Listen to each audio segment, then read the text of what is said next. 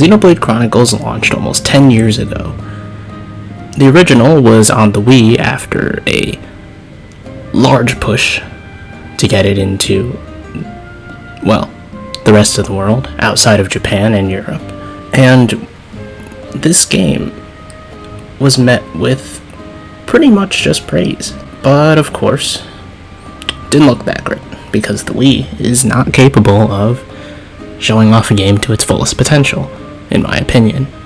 So, about 10 years later, we finally have our remake, or might I say remaster, of the original Xenoblade Chronicles.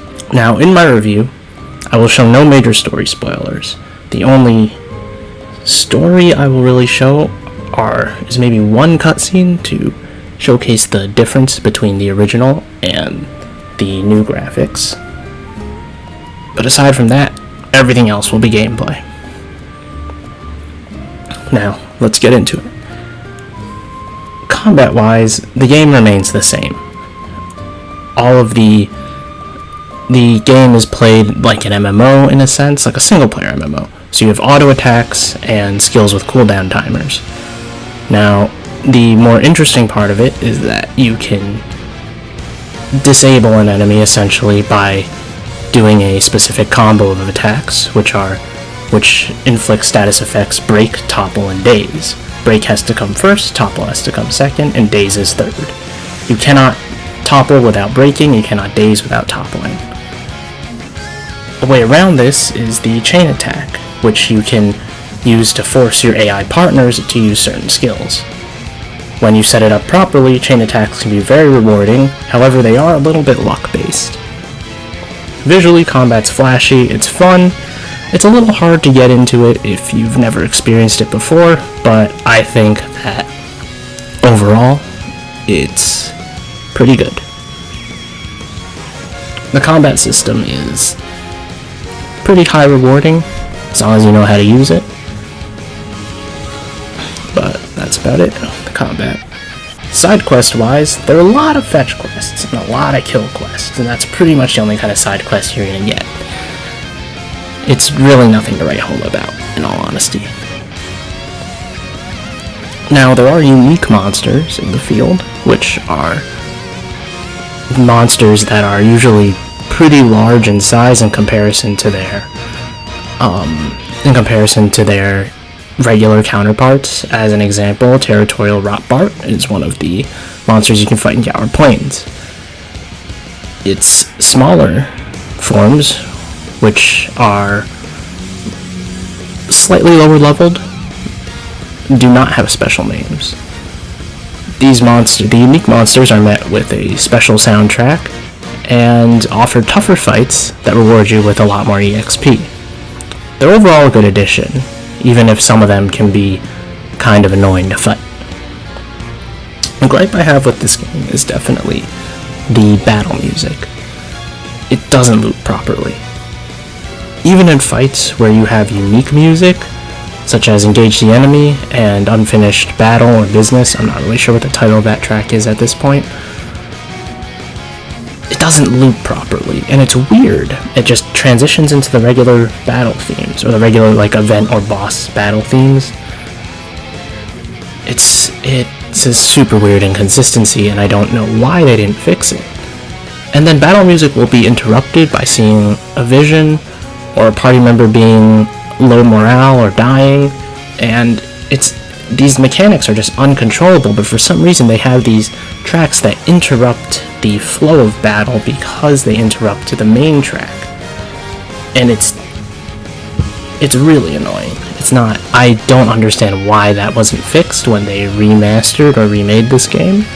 It seems like something they should have changed, but I guess for some kind of clarity as to what's going on, though I feel like a few hours in you'll understand what's going on with the battle system if you're paying attention to it. Presentation-wise, the game looks beautiful.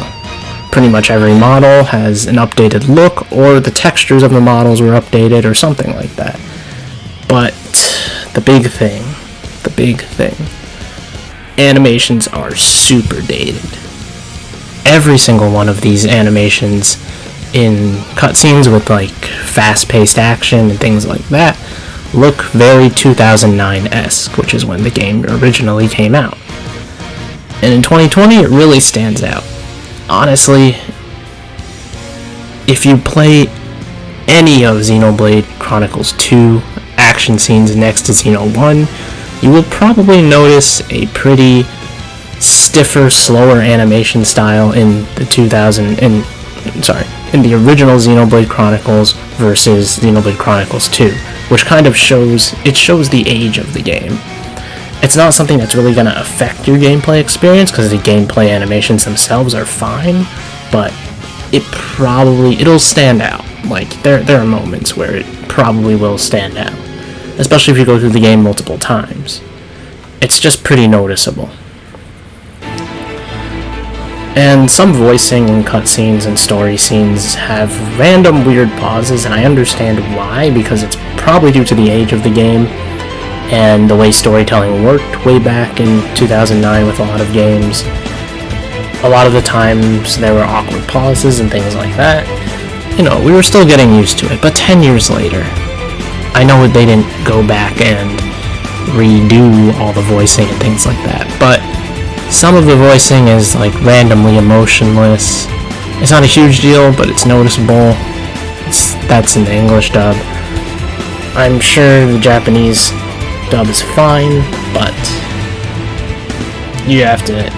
I gotta criticize where I think criticism is due.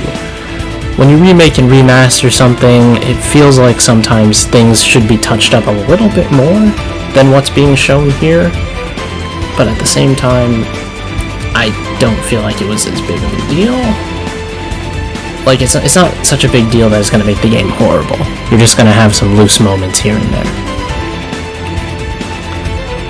I'm not sure whether to classify this game as a remake or a remaster, because it's got these amazing updated models and updated facial animations, all of that. But then, like, it's got these just, like, this old feeling to some of the game.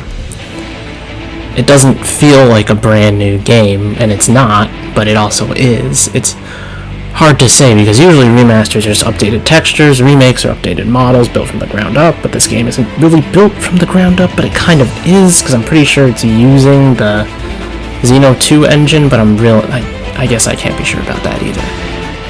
But all things aside, that's just how it is. Story-wise, it's paced a lot better than Xenoblade 2. Like, Xenoblade 2 is you have the first big event of the game, and then you got 20 hours of gameplay at the second big event, and it's like, God, it takes so long. But in Xenoblade 1, the prologue sets it up. You have 2-3 hours gameplay, big event, 2-3 hours of gameplay, second big event, and it keeps going like that. The characters inhabit tropes a lot, but what makes them good is that they are set up to be interesting. They're not just the trope, and that's it. I can't say too much about it without spoiling the rest of the plot, though. My final thoughts on the definitive edition is that it's beautiful, yet a little bit antiquated because of some of the unupdated animations. The music is amazing. The re-recorded soundtrack does so much justice to some of these songs, but then there's the voicing, which is not updated, and that's a little bit unfortunate sometimes, but otherwise it's okay. Gameplay is a lot more engaging than 2 in my opinion. It's a lot more fun. I guess there are less options, but I still enjoyed it more. Story's well written, though it may feel a bit dated due to the dialogue's pacing and, the age of about 10 years. If you want an arbitrary number score, here it is. And my final thoughts is that it's a fantastic game that I personally enjoyed. It's a good game for any JRPG fan or an MMO fan looking for something to play alone. Now, as a side note, my thoughts about Future Connected. Again, I can't say much about the story because it's hard to talk about the story without spoiling it. There are a few small changes to the battle system that I personally enjoyed. I didn't like the overall story as much as I liked the base game, but that's to be expected as it's a shorter experience. with not necessarily fewer characters, but kind of fewer characters. I think that's a fair statement. And you can really tell that the cutscenes are like done, well done, like they're done recently. You really tell if you compare it to the original. And if you want an arbitrary number score for Future Connected, here it is. I think it's good, but it doesn't hit as hard as the main story does, though I don't think it's supposed to. But I think it does a good job of adding to the game without spoiling any of the other games. So, good.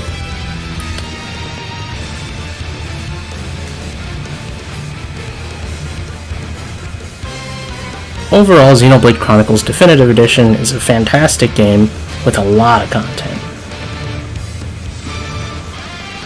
It's just a little bit sad that the remake doesn't do everything I'd hoped they would have done, but at the same time, can't always expect that. So, that's been me, and I hope you enjoyed. Thank you.